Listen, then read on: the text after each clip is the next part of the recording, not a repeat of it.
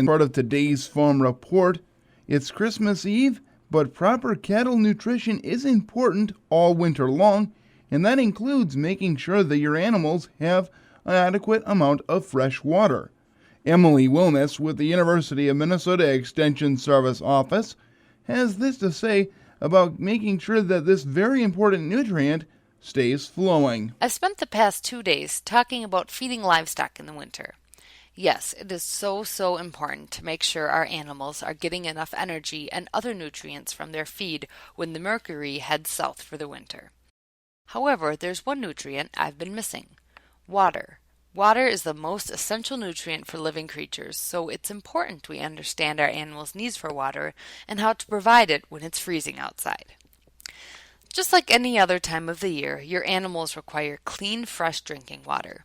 Depending on species, your animals will need 3 to 14 or more gallons of water each day. A major contributor to animals needing all this water is the increased energy density of their feed and their overall increased feed intake to maintain body condition and temperature. Just like us, all of that eating makes livestock thirsty. Some farms may depend on their livestock getting water from eating snow or licking ice. While some pasture animals will instinctively eat snow, others have trouble adjusting to that and may not do it. Bottom line, if your animals are on pasture, you should not solely count on them eating snow or licking ice to get their water. Many farmers find heated waterers to be a convenient option as they usually keep water from freezing. These are a small investment, but there are many options, and you can work with your local dealer to find the best solution for you and your needs.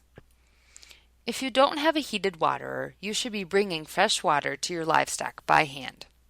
The water should be warm enough to not freeze, but not so hot that they won't drink it.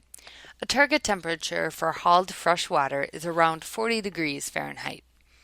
Water should be brought out to your livestock several times a day to encourage adequate water consumption. If animals completely drain the buckets, bring out more right away to ensure they are getting their fill.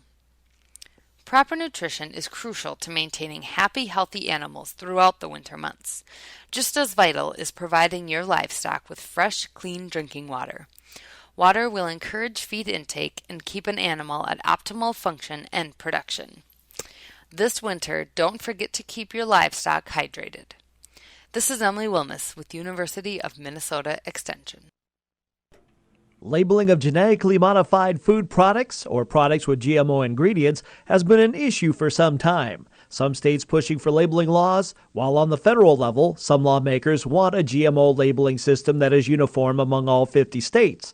Agriculture Secretary Tom Vilsack recently told reporters that common ground needs to be reached on this issue. And to that end, I intend to, after the first of the year, convene a meeting of folks who have been reaching out to me. These are not necessarily senators or members of Congress, but they are folks who are interested in the labeling issue. Various stakeholders from farm and food groups to consumer organizations are behind GMO labeling, but are divided how to go about it. The Secretary says his meeting would be an effort to find balance in such a labeling measure in a way that doesn't create significant market disruption, while at the same time recognizing consumers' need to know and right to know the basic information. Rod Bain reporting for the U.S. Department of Agriculture in Washington, D.C. The U.S. Department of Agriculture's Animal and Plant Health Inspection Service yesterday issued a movement permit to Mr. S. Claus of the North Pole, a broker with Worldwide Gifts Unlimited. The permit will allow reindeer to enter and exit the United States between the hours of 6 p.m. today and 6 a.m. tomorrow through or over any northern border port.